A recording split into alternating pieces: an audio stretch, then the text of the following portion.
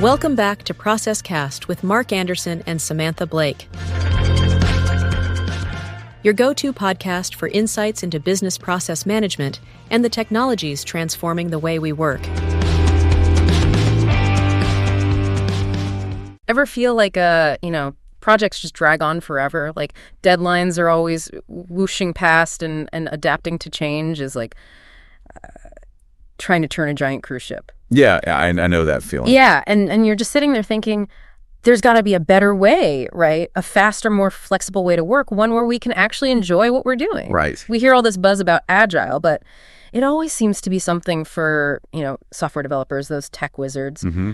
But what if those same Agile ideas could actually help, your marketing team, your HR department, even your finance folks? What if it's the key to unlocking like this whole new level of efficiency and responsiveness no matter what your team actually does? That's exactly what we're going to be looking at today, how businesses are using Agile, but not just in IT, It's way beyond that now. Yeah, this isn't just some like pie in the sky theory either. We're talking big names, major players using this stuff.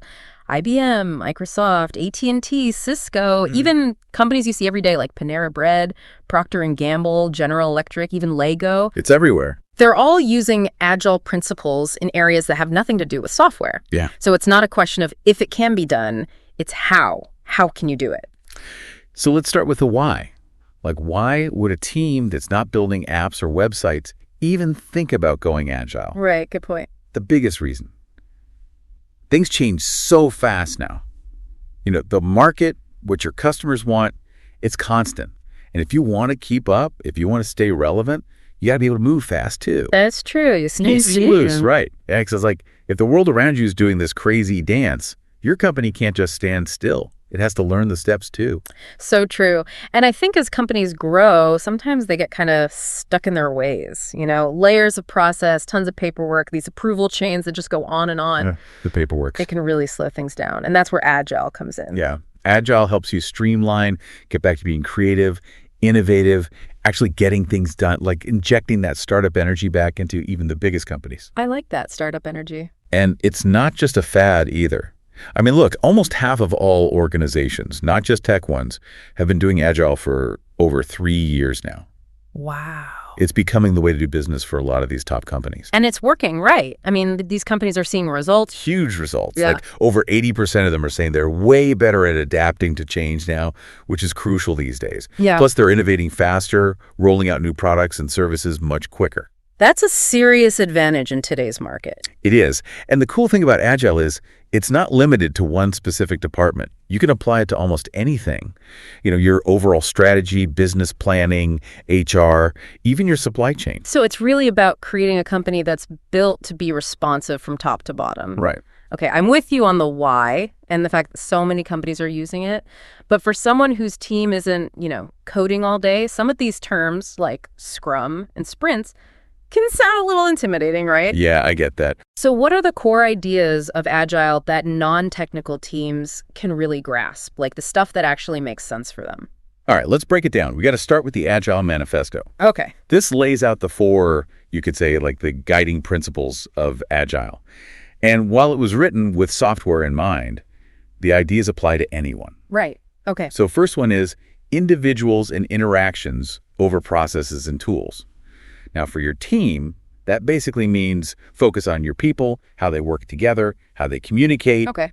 Instead of getting bogged down in, rigid procedures or some specific software you have to use. Makes sense. So it's more about teamwork than like perfecting the paperwork. Exactly. Then we have working software over comprehensive documentation. Okay, that sounds very techy. It does. Mm-hmm. But think of it this way.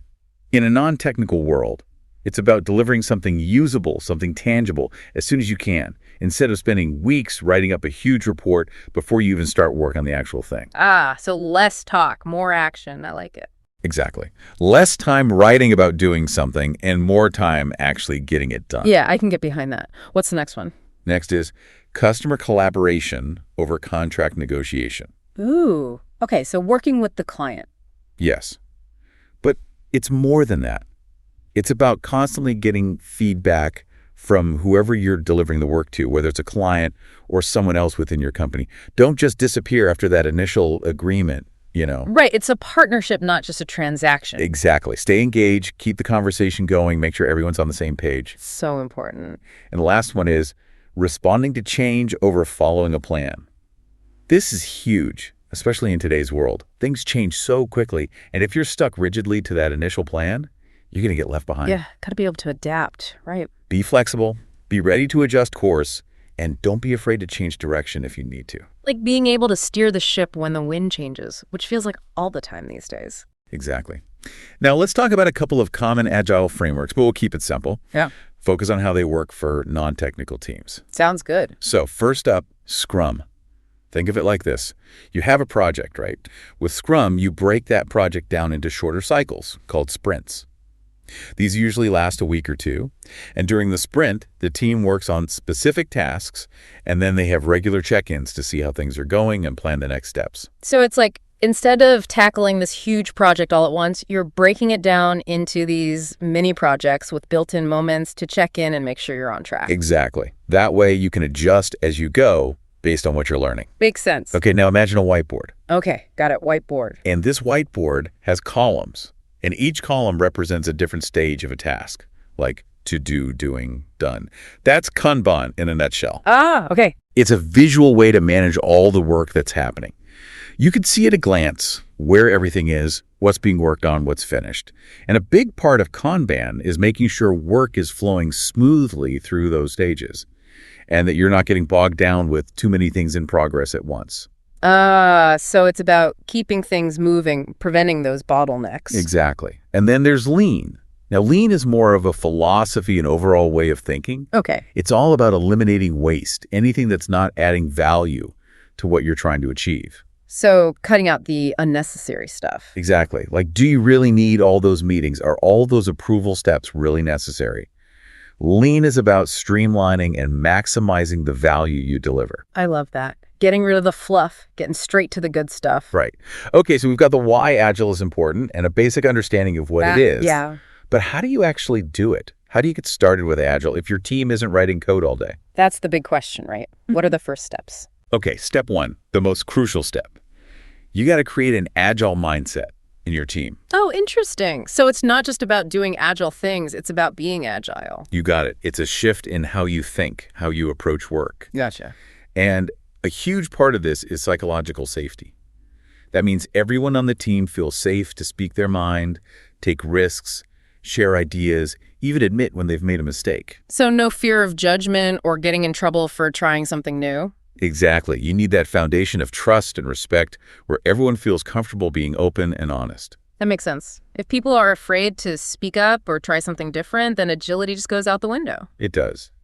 And you also got to approach implementing Agile as an experiment, a collaborative one. It's not like flipping a switch. It's a journey. You're going to learn as you go, make adjustments, keep improving. I like that, an experiment. And be ready for some pushback.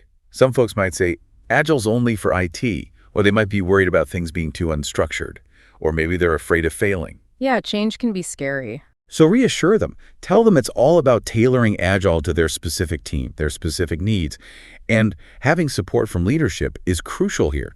People need to know that their voices are heard and that this isn't just some top-down mandate. Absolutely. It's about working together to figure out what works best for everyone. Exactly. Okay, once you've got that mindset shift going, next step is start small. Okay, I like that. Bite-sized pieces. Don't try to change everything overnight. Pick one specific project, a manageable one, and use that as your Agile testing ground, a little experiment. A pilot program. Exactly. And for that pilot, get super clear on the basics. What are you trying to achieve? Who are you doing this for? What value are you delivering? How will you know if you've succeeded? And what limitations are you working with? So really nailing down the fundamentals of that specific project. Yep.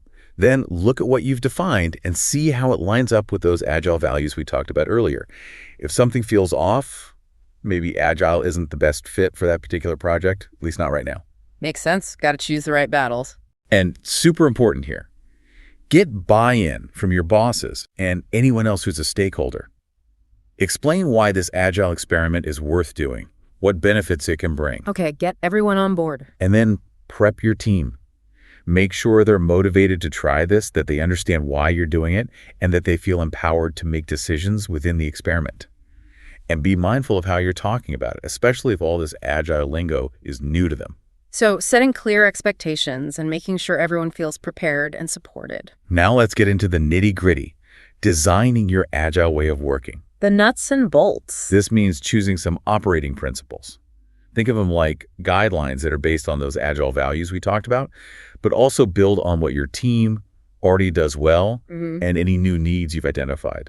It's like taking what's already working and then adding in these agile layers to make it even better. Exactly. And then you got to design your workflow. This is where you answer some really practical questions. Who's in charge of prioritizing the work? How do you decide what you're going to work on and in what order? How do you break down those big, complex tasks into smaller, more manageable chunks? What does done actually mean for your team? That's a good one. Right. Like for marketing, done might mean a campaign is launched and you're tracking results.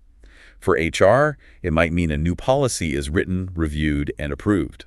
So it's really about defining what success looks like for each specific task. Right. And don't forget about sensitive information. Figure out how you're going to handle that within this new workflow. Oh yeah, that's crucial. Now, another part of workflow design is to actually map out the steps a piece of work goes through from beginning to end, and then visualize it.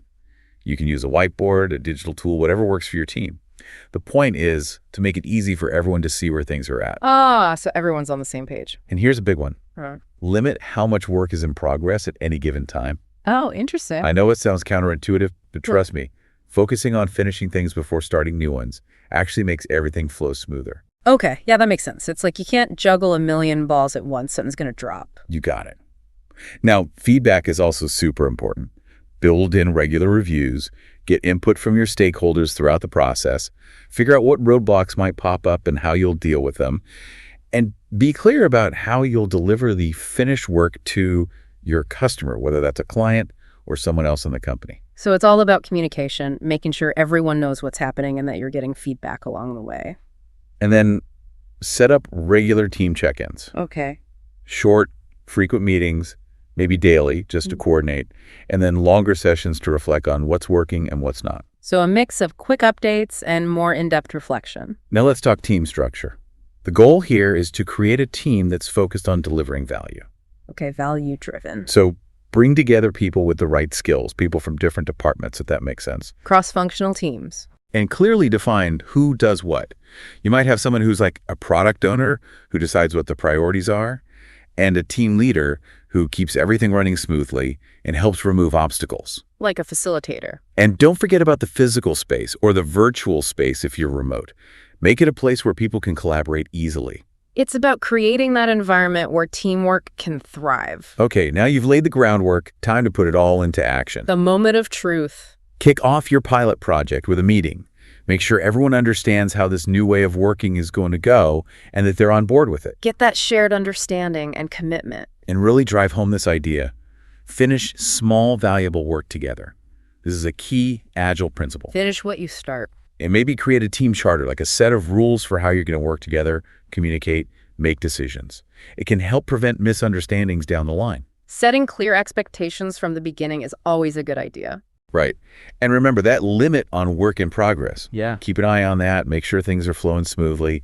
Address those bottlenecks as soon as they pop up. Okay, stay vigilant. And watch out for any attitudes or behaviors that are blocking that Agile spirit. Like, are people reluctant to break down tasks? Are they not collaborating enough? These are things to address. So be aware of those potential roadblocks. And don't forget those regular reflection sessions. Keep learning, keep adapting, and make sure your leaders are supportive, that they're empowering the team to do this. So it's an ongoing process of doing, reflecting, and improving. Exactly. And how do you know it's working? You need to measure your progress, but don't just focus on techie metrics. Right. Look at how long it takes to get things done, how much work you're completing, how happy your stakeholders are. So both the numbers and the overall feeling, the vibe. And once a team has had some success with Agile on a smaller scale, you can start applying it to bigger things, maybe even involve other teams. It's like leveling up your agility. It's like once you've mastered the basics, you can start doing more advanced moves. Exactly. Okay, let's talk real-world examples. Marketing teams are using Agile to plan campaigns in a more iterative way, getting constant feedback and launching campaigns much faster. Sleeknote, for instance, they're an e-commerce software company, and they saw a huge boost in their output after they started doing weekly sprints and using Kanban for their marketing tasks. Weekly sprints for marketing, that's a cool idea. I can see how that would help them stay on top of things in that fast-paced digital world. Totally. HR departments are using Agile to streamline things like recruitment and onboarding. We mentioned IBM earlier. Their Agile framework cut their recruitment time in half. Wow, that's impressive. They're also using it for things like performance management and boosting employee engagement. So, real tangible benefits for HR. Big time. Finance teams are exploring Agile budgeting, making their budgets more flexible so they can adapt as needed. Client services are getting more customer-centric, using Agile to get feedback and constantly improve. And UX designers are all about iterative design, prototyping, testing. They even have these things called design sprints, where they tackle a specific design challenge in a really focused, time-boxed way.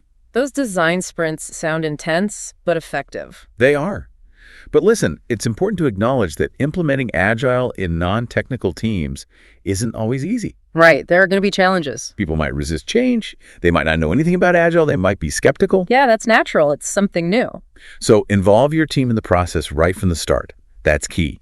Give them training, support, bring in a coach if you need to, and keep emphasizing the benefits, how Agile will actually help them do their jobs better, make their lives easier. So it's about making sure everyone feels heard, understood, and that they see the value in this change. Okay, to sum it all up, Agile is not just for software folks. It's a powerful set of ideas and tools that can help any team be more adaptable, more efficient, and more connected to their customers. It's about moving away from those rigid plans and being more flexible, collaborative, and focused on delivering value. And it's about creating teams that can not only handle change, but actually thrive in it. I love that. Thriving in change, that's the goal, right? To make it work, you got to really understand those core Agile values. Start small, tailor it to your team, and most importantly, build that Agile mindset. So for our listeners out there, if you're thinking about bringing Agile into your non-technical team, here's a challenge for you. Think of one small area where you can apply just one Agile principle right now. That's a great idea. Maybe it's breaking down a big task into smaller chunks, or maybe it's getting feedback earlier in the process than you normally would. Just try it. See what happens. It could be the start of something really amazing for your team. It could be.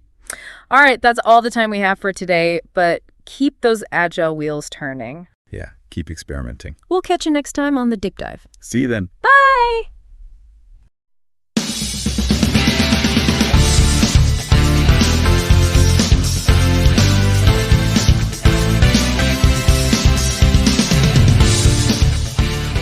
Thank you for listening to ProcessCast.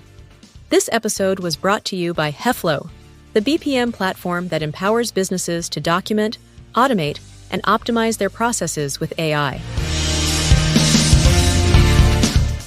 Experience the intelligence to simplify complex business processes and accelerate your growth with our complete management solution. Visit heflo.com to learn more. Be sure to follow ProcessCast for more insights on business process management, and don't forget to share this episode with your network. Until next time.